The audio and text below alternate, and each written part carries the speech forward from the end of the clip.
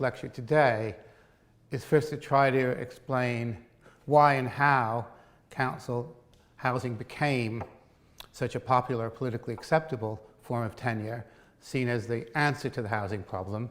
And then later, that was really from the 1920s, and later from the 1970s, why it, as it were, fell out of favor. In fact, really we had a reversal policy, because in a way it's quite extraordinary that Britain had more council housing as a percentage of its total housing than any other developed country. In 1971, 1/3 of all households lived in council housing. But in no country has the system of public housing been dismantled so quickly and so systematically as in Britain. So the percentage of people now living in council housing has gone from 33% to less than 7%. So one of the things I want to do in this talk is to think about the way of looking at things as path dependence. What I mean by that is we have a long history of council housing in this country, and I'll cover some of that. But I want to focus on the two crucial periods where the decisions were taken that really shaped the future for many years after that. First, the 1920s, where there was a debate about how we should provide for housing need that resulted in the creation of the modern council housing system. And then there was a new debate that emerged in the 1970s of whether that system was still working or appropriate. And by the 1980s, under Mrs. Thatcher, a new paradigm emerged, which basically emphasized owner occupation at the expense of all other tenures, and resulted in the policy of selling off as many council houses as possible, either to its tenants or transferring them to housing associations.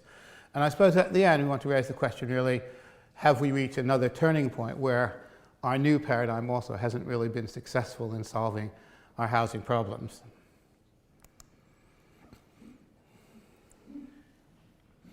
So when I look at these path dependencies, I think I also want to question some of the myths about how we might explain what happened in terms of housing in Britain.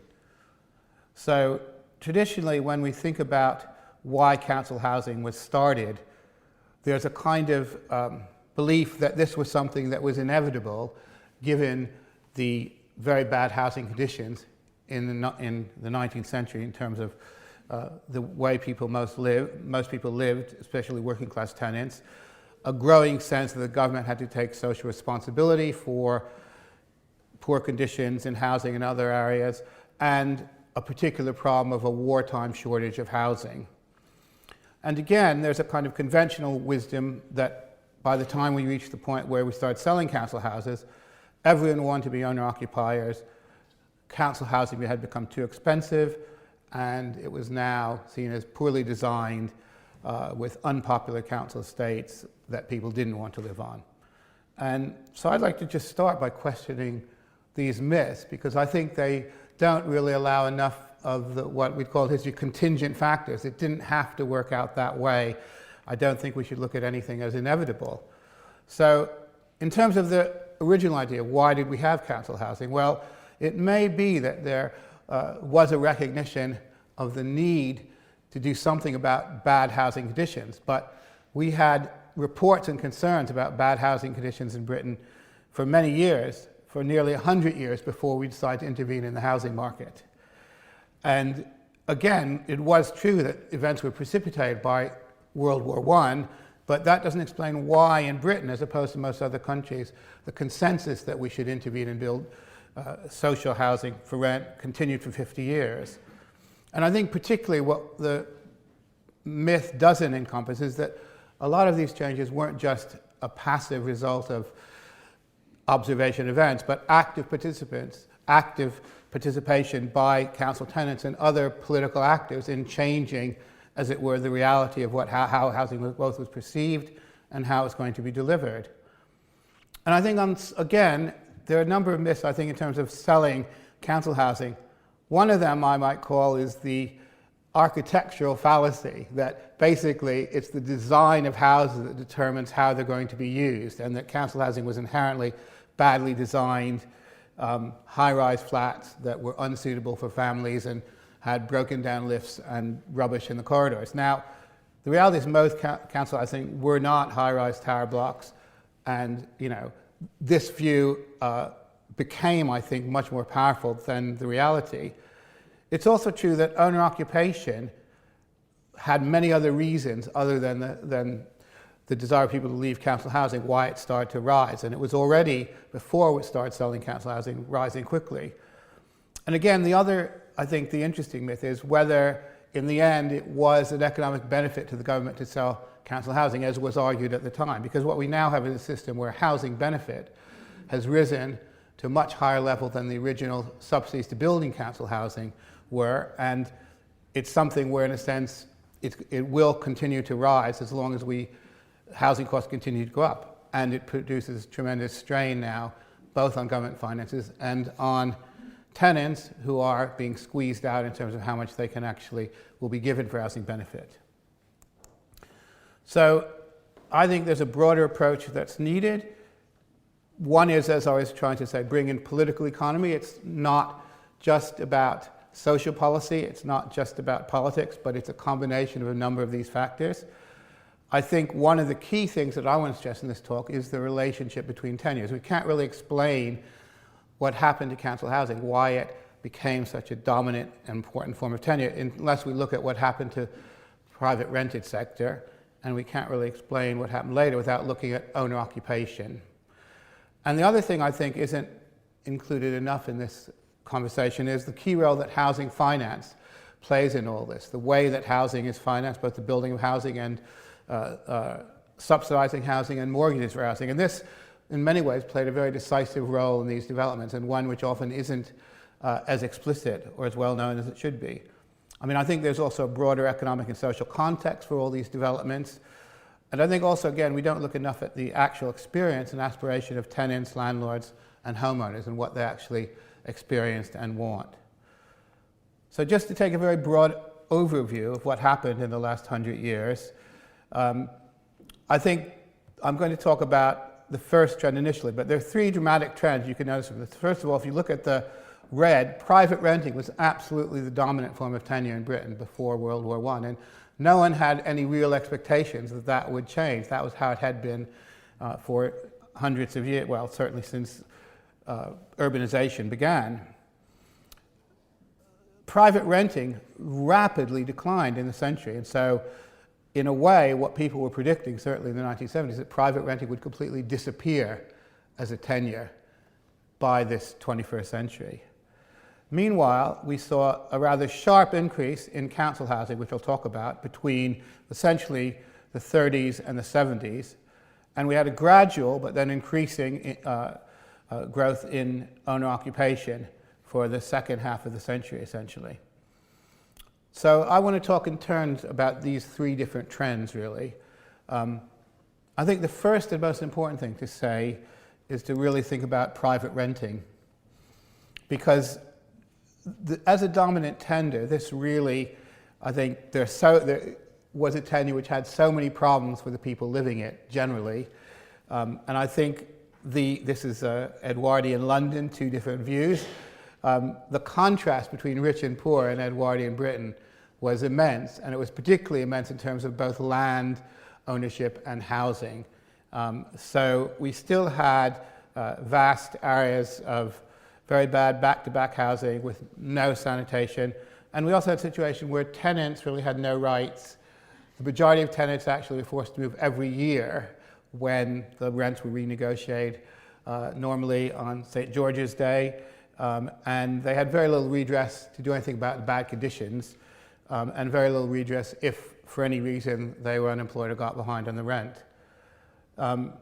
Now, we had a century of legislation, or nearly, that was trying to tackle this in what I would say unsuccessful ways. I mean, there were attempts to limit bad housing, there were attempts to control or ban multiple occupation lodgings, there were attempts to clear the slums. There was an initial act which at least allowed some local authorities to build, and there was also the model that this could all be done by philanthropists, that rich philanthropists could actually find the solution to the lack of housing for tenants. And some of these dwellings, Peabody Trust, Guinness Trust, probably you're familiar with, still exist in London. The ability of councils to actually build much council housing was extremely limited. The only one that did was, to any extent, was the LCC. This is one of their very well-known estates, still exists today. But in total, probably about 20 to 30,000 council homes were built in this entire period before World War I, in contrast to the 1 million that were built after World War I in the first 20 years, and the additional 5 million that were built after that. So we had a complete step change in what was happening. But many people start with this, with looking at the first Housing Act that made essentially not just enabled, but ensured that councils did have to build public housing. That's the Addison Act. But before I get to that, I really want to start with the Glasgow rent strike of 1915 and the rent acts that emerged from that. Because in my view, if it hadn't been for that political action, which was very much inspired by the Glasgow Labour Party, we wouldn't necessarily have had the extent of council house building we had in the interwar years. Because essentially this was the culmination of a 100-year battle between landlords and tenants in urban Britain to try to improve conditions. And because of the particular situation of wartime, the Glasgow Labour Party was able to mobilize these tenants in a way that gave them much more political power than they had before. So as I was saying, I mean, the tenant situation, this is London, but Glasgow, in a sense, had an even worse situation because it had many tenements, one-room tenements, and it became very overcrowded. House building had already begun stopping in the late Edwardian years. So we had a boom, and some of you remember in London, the late 19th century, of course, there was a very boom in building. The building began tailing off and stopping by the beginning of the 20th century. And you had still very sharp growth in population, you had very difficult conditions, and you had tremendous poverty in these areas. So in 1915, this all was exacerbated when as the First World War started, the government needed to expand its munitions production. This was World War I, the first total war. And as a result of that, the government decided, particularly as the war started, that there was this terrible problem. There weren't enough shells for the Western Front. If any of you have seen the movie 1917, you'll be familiar on the sort of volume of total war and what that did to the landscape. So all the government's efforts were now directed to increasing not just the size of the army, but all the munitions, shells, tanks, all the to-dos of war that they needed. And the result of that was the big industrial centres like Glasgow, like the Woolwich Arsenal, Birmingham, Sheffield, all swelled with population as new munitions factories were either built or expanded. And that in turn affected the housing situation. No new housing was being built or had been built, and the number of workers coming in was great. Also, of course, there were a number of people, a large number of people now had enlisted in the army and were at the front and were not able to take part in essentially were given a very small allowance to pay for their soldiers' allowance for their families at home to cover their basic needs. So in June 1915, the Labour Party in Glasgow had been concerned about this issue for some time, but what really lit the spark was that in June 1915, a woman named Mrs. McHugh and her 7 children were brought up to the sheriff court facing eviction because they had fallen behind with the rent. It was the second rent increase that they had faced. And she told the court that her husband was summoned. He couldn't come because he was lying wounded in a field hospital in France, 2 older sons were also at the front. The 5 children who were ill were too young to do anything.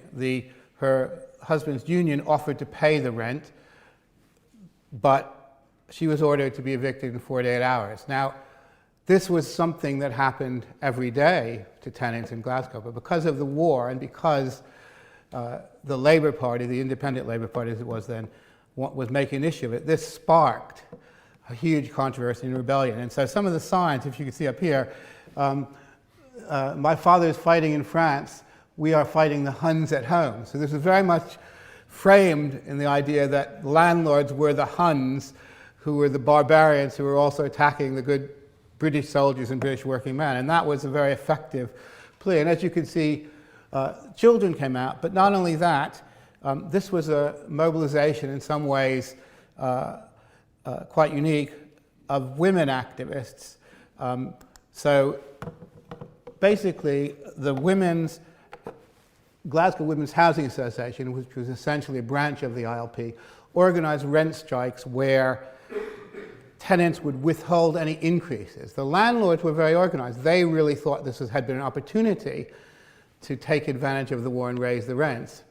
And they were very surprised by the degree of opposition. And the opposition took a very interesting form. For example, the women barricaded the tenements with their prams to prevent the landlords getting in. And when they tried to get in, they stood on the balconies and threw flour over them to stop them coming up as well.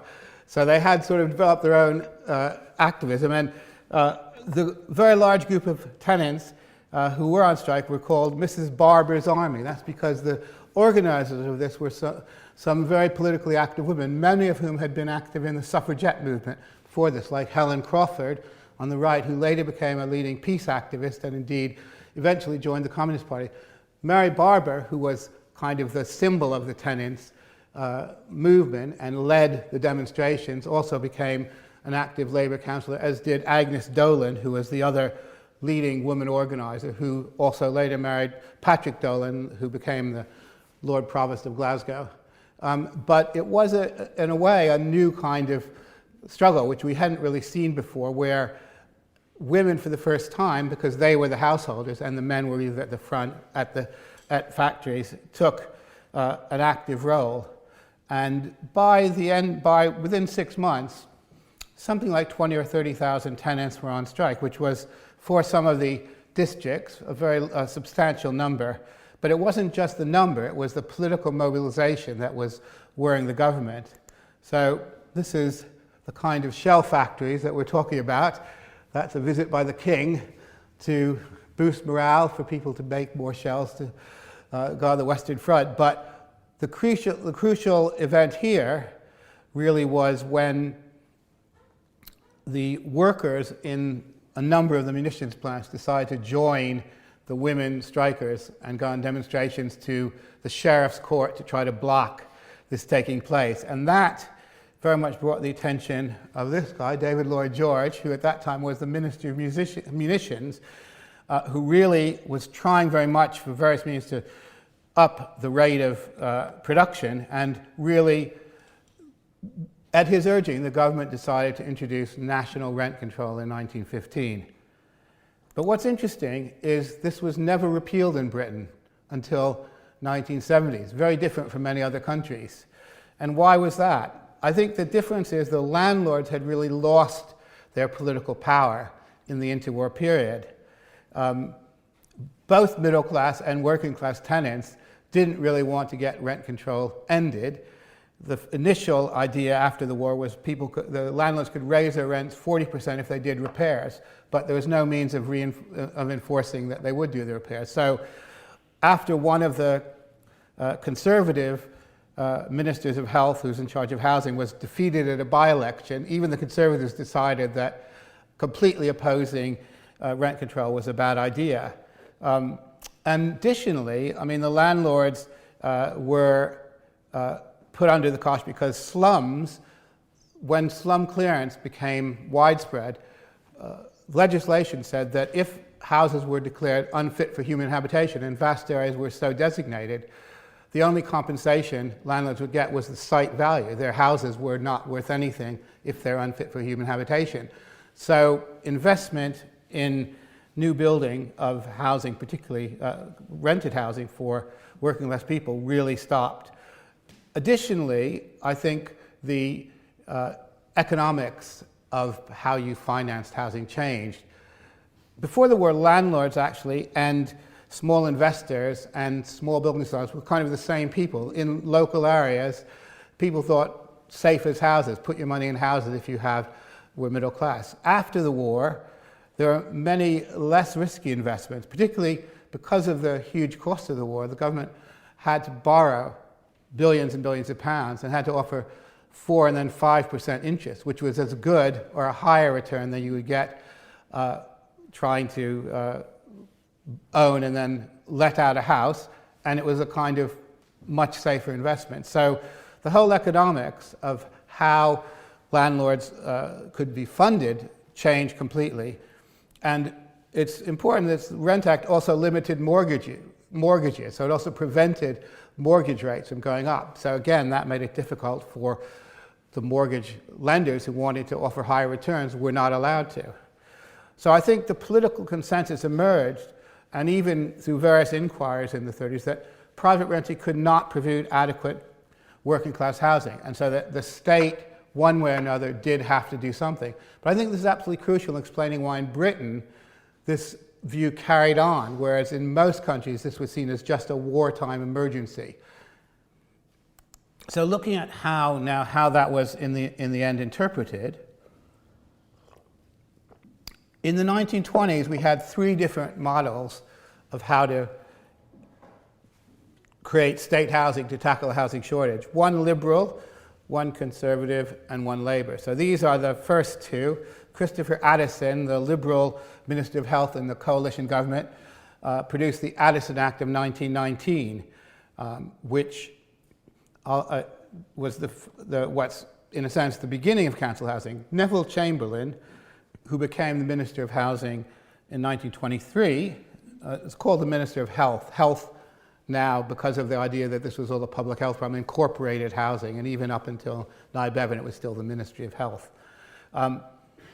He had a different view, but also based on his experience in Birmingham, where they had actually had a lot of municipal activism. So with these two people, here were their experiments in council housing.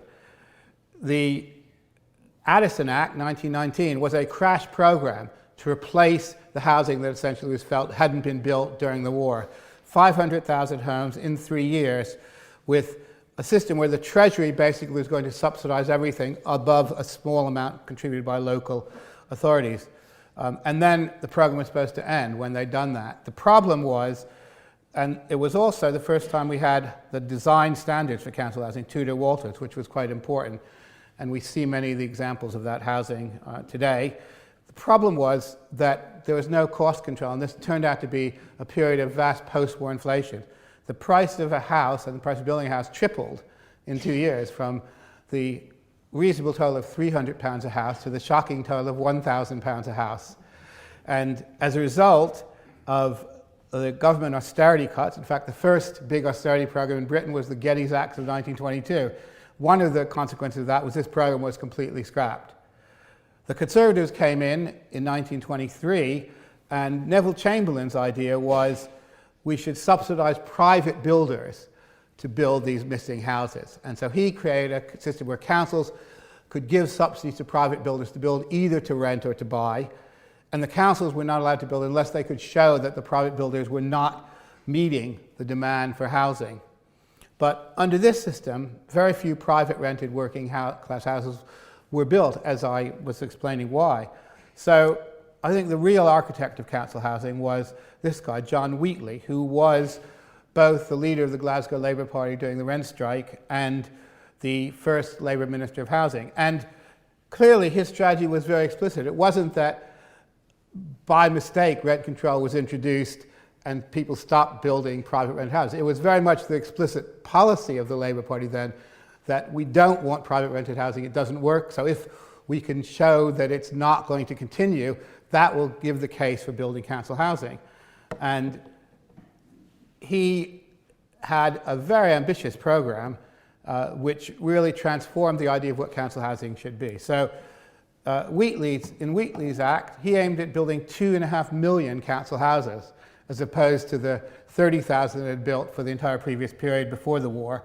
And he started by bringing together the building unions and the building employers in a series of meetings at the Ministry of Health to agree, if we're going to expand council housing, we have to expand the workforce, we have to expand the building industry, and they have to have guaranteed work, and we have to guarantee that the building trades can be expanded. And also another issue that had come up, there was going to be limitation regulation of building materials to ensure that building materials were provided, but that didn't cause price escalation.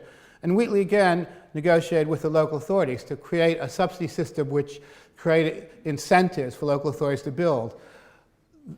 In the Wheatley system, rates, government subsidy, and rent all contributed, but the local authorities, the more they could reduce housing costs, would get their rates reduced, the government subsidy being fixed. So there's a tremendous incentive for local authorities to build at scale smaller a large group of houses, and they were guaranteed. The previous subsidies had never lasted as long as 40 years. So the idea was this was going to be a long-term investment.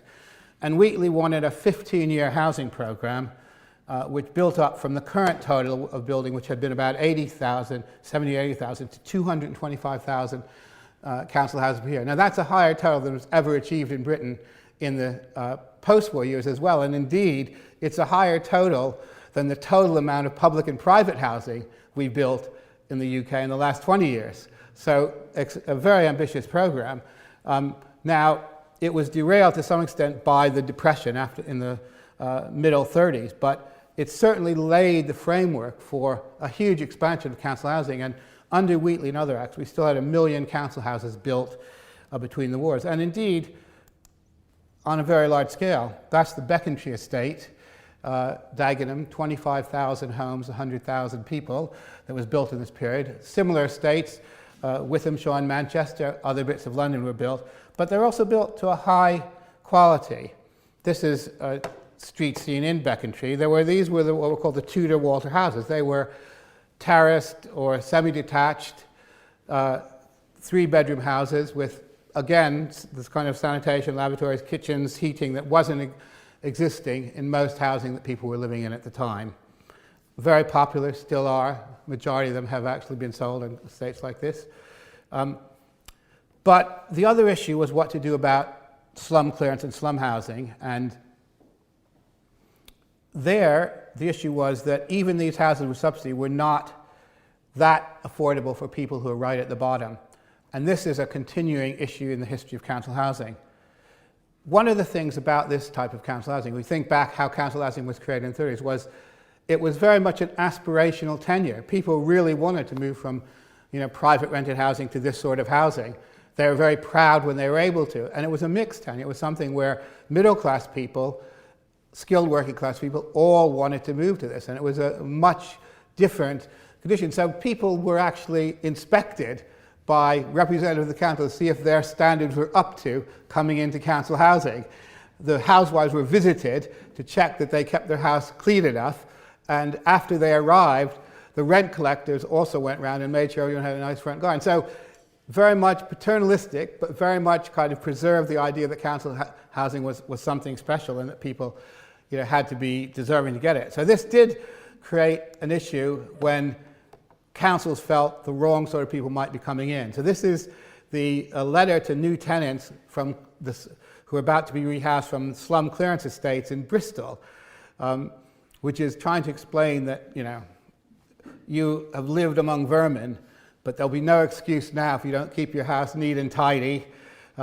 This sounds a lot, but it isn't going to be all work for the housewife. Assumption always it was the housewife who was the person doing all this. The new house will be easy to keep clean and be well worth looking after. So there's this idea that council housing, you had pride, you wanted to encourage it, and the new people coming in had to fit in with the sort of existing norm. So it was very much an aspirational tenure.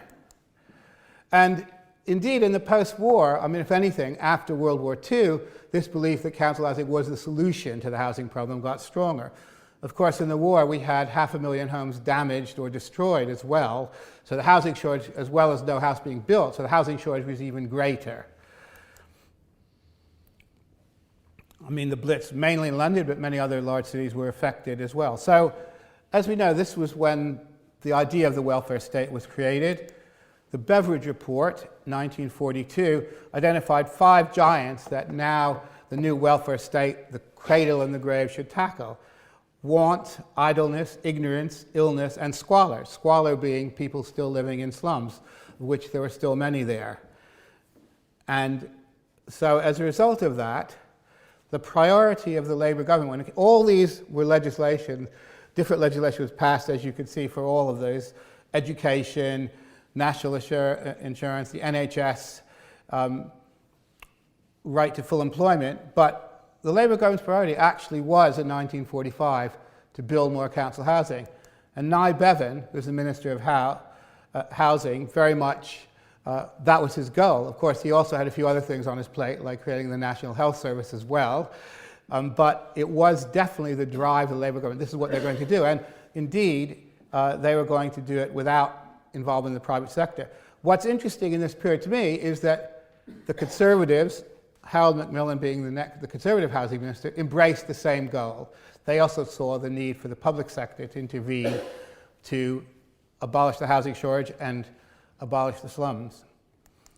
So Labour's post-war housing plan was not only to expand the amount of council housing, to build it to a new higher standard, controversially with 2 lavatories, one downstairs and one upstairs, which proved a huge debate within the Labour Party. Private house building was sharply restricted. You could only build if you had a permit. But a big issue, just as after World War I, was a shortage of labor and materials. One of the reasons for the shortage of labor was that Britain still had an empire to defend, and demobilization in Britain was quite slow, particularly compared to the US. So there's a huge argument between Ernest Bevin, the Foreign Secretary, who wanted to keep all the troops in places like Singapore, the Middle East, and Nye Bevan, who wanted those soldiers back because many of them would end up working in the construction industry. There were also big economic crises in the Labour government, particularly in 1947, when the government had to limit imports, and 1949 when they devalued. And this made it again difficult, both because less money went into housing and because a lot of the raw materials like timber had to be imported. So Bevan never quite achieved his goal, the amount of housing he wanted to build. And of course, at the same time, he was very involved in the battle to create the NHS, which, in contrast to the council housing system, has endured. So it's an interesting balance where both of these were very controversial when they were introduced. One now I think we still accept. I don't think anyone's really politically saying we're going to abolish the NHS because it's socialized medicine, as people argue in the US. But council housing, we had a similar thing that was established 30 years before, but changed. But not in this period. In this period, the Conservatives basically tried to outbid Labour by saying, well, Labour said you'll build 200,000 homes, we'll build 300,000 homes per year. And in fact, they exceeded that target by 1954 after winning the 51 election, partly because they did lower standards, build smaller houses, and there was a relaxation of building and rationing, so there was a continual boom in private building as well. And gradually, the shift again moved towards mainly building more to replace slums and do slum clearance rather than building general needs housing. I mean, Bevan's idea was that council housing should be for all. His famous quote was, it should be like a Welsh village where the doctor, the butcher, the baker, the miner all live next to each other, and this is the sort of world we want to create. Under the Conservatives, that wasn't quite so true, and particularly one of the parts of the housing drive that had some negative consequences was trying to find shortcuts through using industrial materials, building high-rise blocks, which attracted extra subsidy, and housing which in the end proved not that satisfactory and part of the sort of numbers at all costs. But on the other hand, this was a period again where we had one of the most interesting and in some ways inspiring parts of the housing drive was the creation of new towns. So we had 1 million people rehoused in these new towns. This is Welwyn Garden City. And it was, a time where there was a tremendous idealism about the kind of housing you could create in the public sector.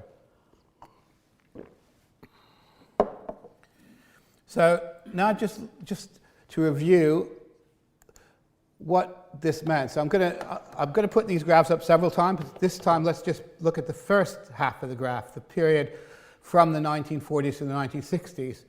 And what you could see there is, first of all, at the beginning, no private sector housing being built, but the huge increase in public sector housing, which is the, not the blue, but the sort of reddish pit, which rapidly increased until the 1960s, where we were building nearly 350,000 houses in the UK, total we've never reached before, of which somewhat less than half were council housing and half were private sector housing. So what we had for that period was this huge ramping up under both parties of building. We began to get problems in the 70s, as we'll see by the time we got to the next period, complete change.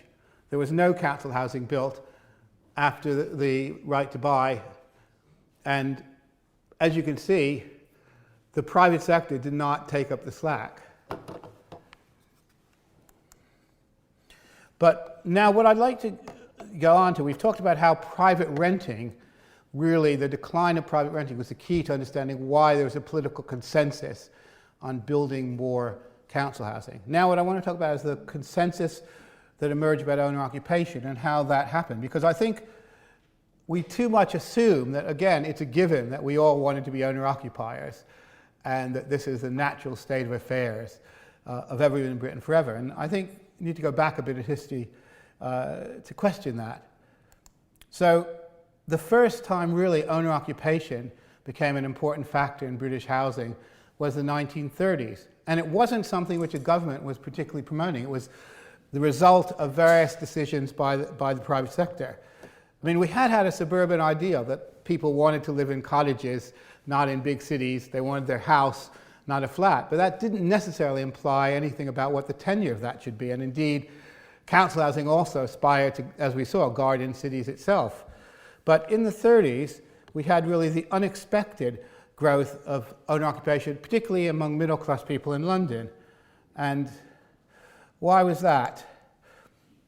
There were several factors, really. One was, ironically, the crisis of 1931 also meant interest rates were cut and were much lower. At the same time, the building society movement, which had been very local, became national. People like the Abbey Building Society, then the Abbey National, Nationwide, all these building societies had been tiny. They grew very fast. Again, people were switching money into that sort of investment.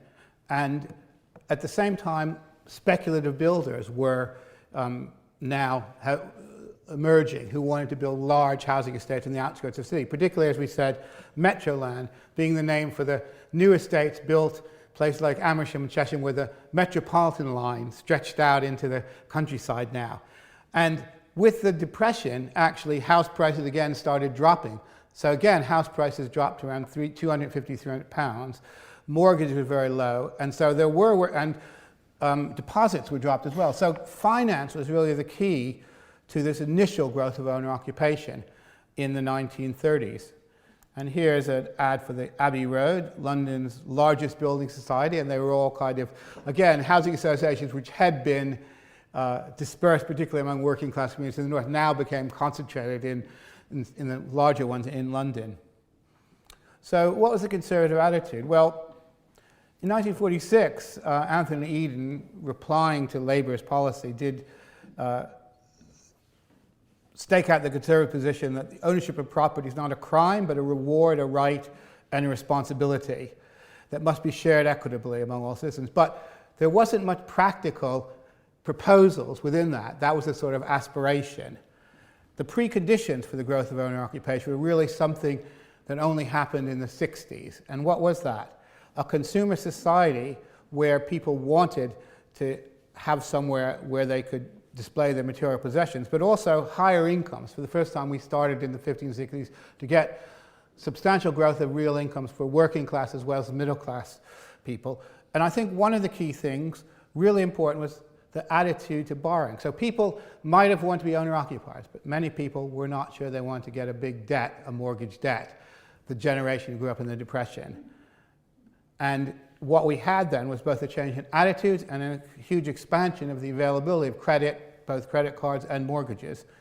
And the result was the first house price boom of the 60s and 70s, which then very much encouraged people to see housing and investment and something, if you didn't get on the housing ladder, you're going to find it very difficult to do so later. So I think one of the most interesting things I found was looking at the first issue of which devoted itself to house purchase, which wasn't until 1968. Mortgages used to be thought of as a burden and a shameful one at that. Some people still see them this way. Poor wretch, they say, look at him, 3 kids and a mortgage. The truth is, if you've got a mortgage, you're privileged. So we don't feel too caught up about the problems that people already have. We are here to tell you we're more bothered about the people who don't have one. So there was really, the idea that you should get a mortgage for housing wasn't something that came inherently to people. It was something that really came about, as I call it, constructed, advertising, advice columns, and so forth. So it was a complete change, really, in attitude. And of course, you did have huge increase in mortgages. Banks came in, building societies where it used to be you had to save for 5 years, you had to be interviewed by the bank manager. If you weren't a married couple, you couldn't get a mortgage. This all changed, and deposits were lowered, restrictions were lowered, and the Bank of England's policy of restricting mortgages by putting out what's called a course all was abandoned. So the result was soaring house prices. Now this is what is adjusted for inflation, because if you take it without inflation, it goes like that. But this is even adjusted for inflation. You can see the booms. The first boom in the 70s, then an even bigger one in the 80s, and then from the end of the 90s, things really started to take off until the financial crisis, which is that little dip there in 2008. At the same time, the 70s were characterized by council housing being under attack and the strain showing. What were the critiques of council housing? First of all, design faults and construction faults. Secondly, the idea that they were badly planned, that people were being put on overspill estates that they didn't want to be on. Thirdly, the problem that they became too expensive. And finally, the problem of management. So the most famous example of this is the Ronan Point disaster in 1968, where a tower block partially collapsed because of a gas explosion in one of the flats. This was part of the industrialized building systems that had been used, but it really symbolized the opposition to council housing as a tenure that people wanted to live in. There was an interesting newspaper coverage of this, really dramatically changed. In the 50s and early 60s, generally most coverage of building more high-rise flats to beat this housing shortage was pro, but dramatic change in the late 60s where complete switch of attitudes in the press. And also, of course, the other thing was the number of articles on this. Suddenly, this became front page news in all the newspapers, many, many more articles about it. But it was somewhat deceptive because there were only really 47% of flats in London were being built high-rise, but the rest of the country, hardly any. But it was very much more visible in London. The other thing is modernism itself was under fire. This is Le Corbusier in his modern style. And there's an argument that, this was terrible, people didn't want to live in this kind of housing. And additionally, some of the academics from quite early on were arguing that people, for example, in the East End, didn't want to leave their kinship groups, their friends and neighbors. And these new towns were soulless. And there was a third argument that this was really, inherently, these were non-defensible spaces, the sort of building of council housing. Now, a lot of recent work has looked at whether people really were that disillusioned by leaving their parents' one-room private rented flat to go live in a nice suburb of Debden. And it's certainly a mixed picture. I mean, a lot of people didn't like nosy neighbors. A lot of people wanted the space. So, there were some issues in these estates. Sometimes they got worse. But I think this belief, there was a sort of idea, and it was part of the whole affluent worker culture, that, people didn't really want this. They just, they wanted sort of the keep the links. And I think it's something which, was certainly overstated. The third crisis was council housing itself was too expensive because of high inflation. And this was true, that the Wheatley system depended on a fixed rate of subsidy and low inflation. We entered in the 70s a period of very high inflation, high borrowing costs, and this seemed to make the price of council housing unaffordable. In fact, because of what's called front loading, although the debts initially went up, they also fell very fast because each year inflation eroded the value of those debts. So this was essentially a temporary problem. But nevertheless, it was seen as a huge threat in the period of economic crisis in the 70s. And finally, we had council management itself under pressure because people felt council housing, many council tenants began to feel they didn't want these petty rules and restrictions. There was drawing back from the kind of intense oversight. So councils since lost a little bit of control over their estates, but also the issue of who should deserve and get council housing changed with needs-based housing, the private rented and Homeless Persons Act. Now these were good things in terms of needs, but they did create issues for local people who felt they or their family members should get priority. And the result was the social composition and social status of council housing was changing, becoming less of an aspirational tenure. So how did we get to selling of council housing? Well, in 1971, the first time half of the British households were in owner occupation. This was a kind of turning point perceived by all the political parties to be so.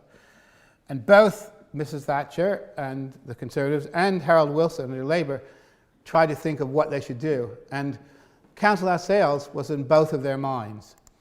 So the Labour government began internal discussions on what to offer to this group of their electorate who they felt they hadn't appealed enough to. And the Prime Minister's policy unit actually developed a quite elaborate plan to introduce the sale of council housing on a wide-scale basis, but with some conditions, particularly that if people left that council housing, they have to resell it to the council, council had right of first refusal.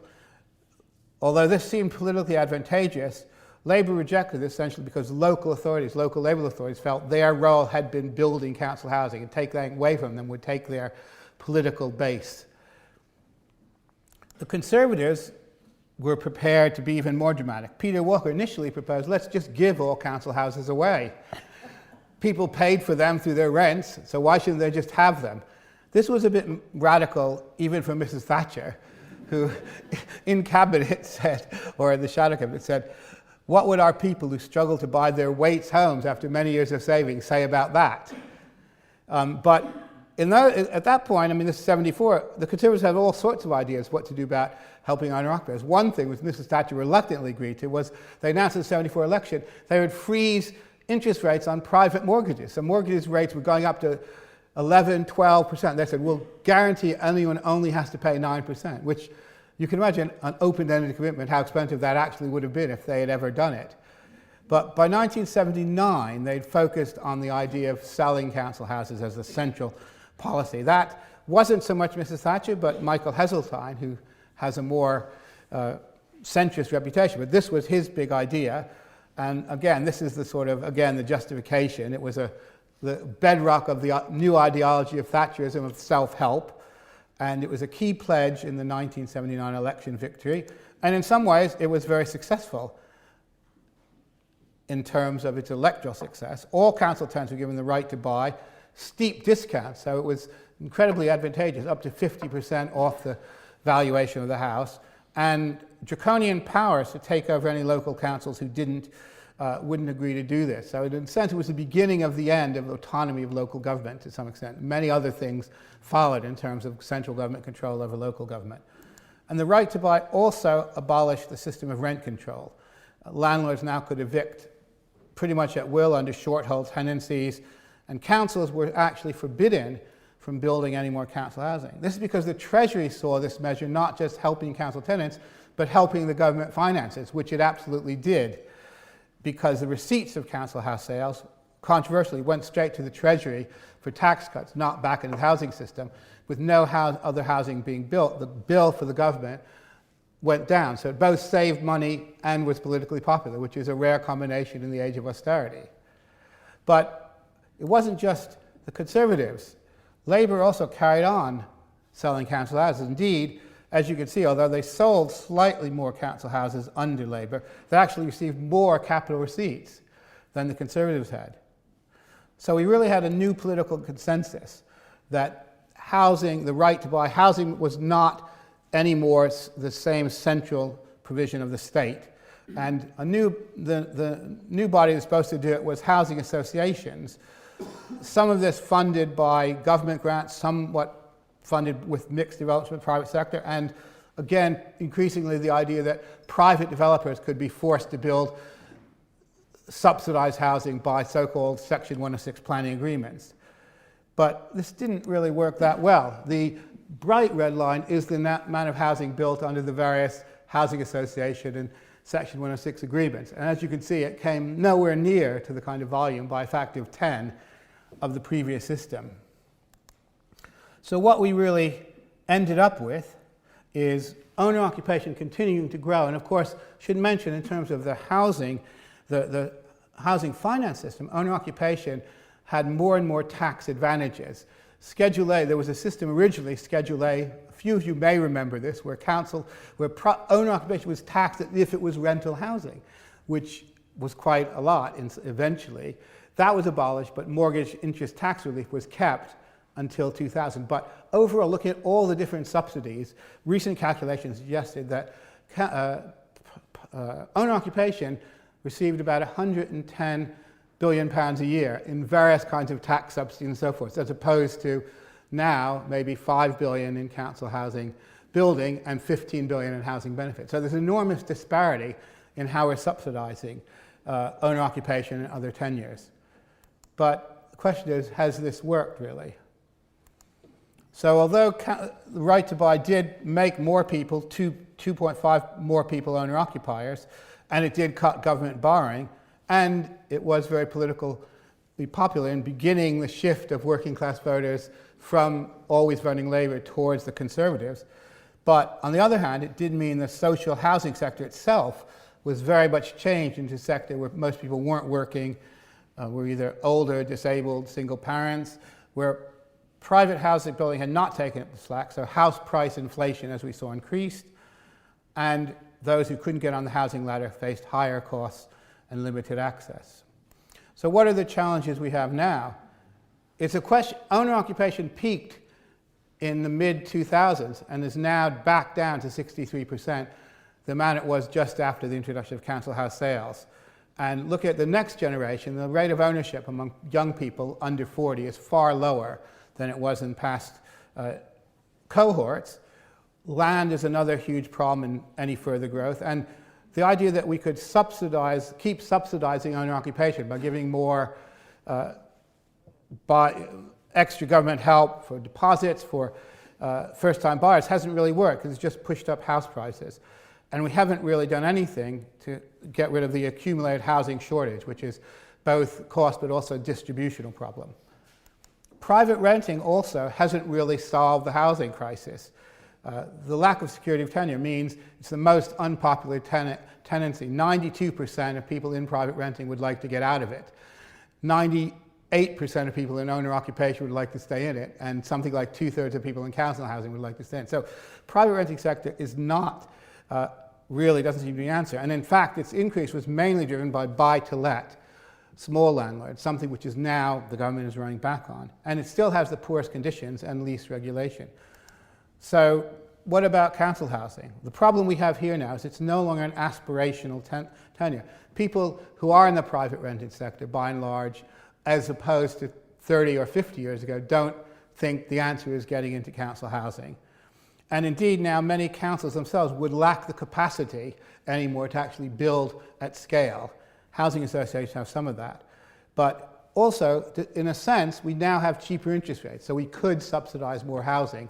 But that hasn't happened because government austerity cuts mean we very much restrict how much government's going to lend to councils. And we do need to think of how the local central government relations might change, and also how residents and councils would interact if we did try to expand council housing. So I think, just a quick summary, council housing itself was created of a long struggle between landlords and tenants, and in a very political, really a political movement. By the interwar years, though, there was a consensus that emerged. We should build state housing. That consensus was challenged by the growth of owner occupation and problems in the council sector. The new consensus now, the complete bias to owner occupation, now seems to have reached its natural limits. So the question really is, especially for the next generation, do we have to invent new housing policies? And if so, what will they be? So, answers next week. Thank you very much for listening.